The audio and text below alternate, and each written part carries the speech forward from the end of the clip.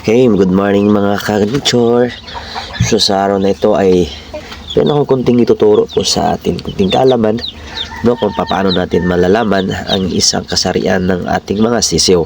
Mga ka-nature, kagaya sa akin dati ay relate rin ako kung paano ko po malalaman or anong klaseng sisiw, babae ba o lalaki. Kaya napaka-importante sa ating mga nag-aalaga ng mga manok ay malalaman natin kung anong klaseng sisiw ang ating inaalagaan.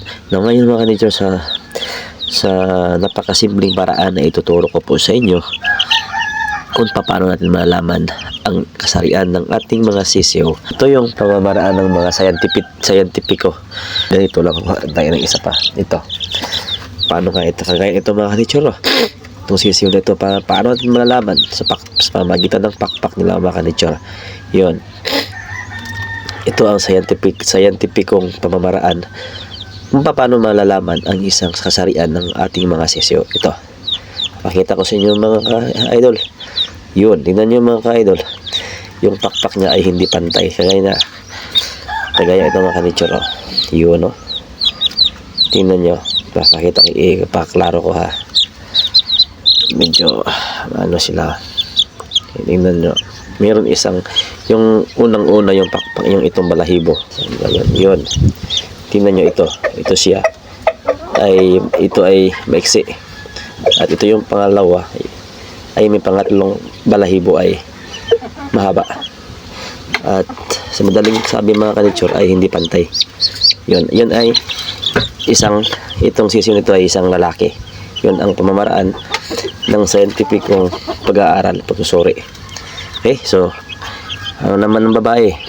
So ito mga ka-nature, tingnan nyo, ito ay babae na sisiw. Paano malaman? Pamamagitan rin ng pakpak nila. Yun, tingnan nyo mga ka-nature, ay pantay lahat yan.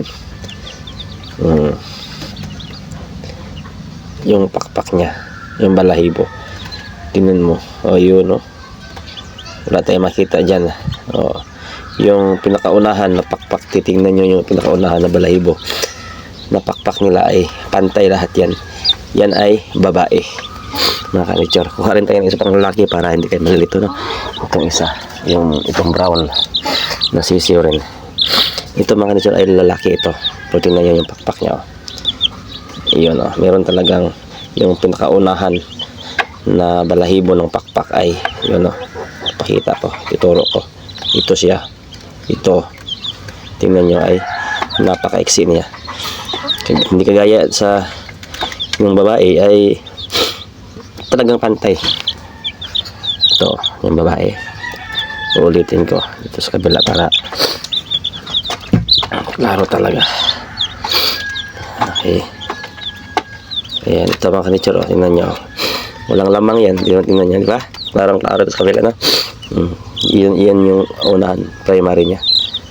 Ayun, pantay lahat yan mga ka-nature.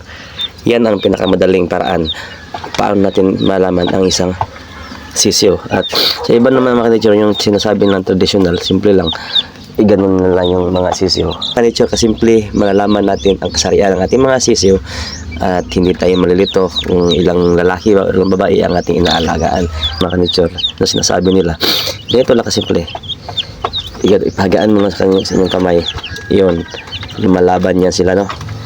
Yan, ibig sabihin yan ay lalaki pag lumalaban, di ba? So ito yung babae mga ka-nature. Ito yung babae, traditional na pamamaraan. Okay, yun, tingnan mo, natutulog agad. Di ba? Hindi sila lumalaban pag babae. Okay, so ganun lang maraming salamat mga ka-nature. Shout out nga pala kay Leonard Dolsa. Okay, sabi niya happy farming idol, pa shout out ako next video mo. So shout out dyan Idol Leonard Dolsa. Okay, and shout out din kay Happy Phil Vlog. Okay, sabi niya ganda ng mga laga mo kaibigan, happy farming. Thank you so much po idol sa inyong panonood sa aming mga vlog. Okay, at shout out rin kay Ervin Navarro from Cuyo, Palawan. Okay, thank you so much. Meron pala tayo supporters dyan sa Palawan, no? Shout out dyan sa iyo, idol. At maraming salamat sa supportan nyo sa aming mga video. And ingat palagi dyan. God bless you. Okay?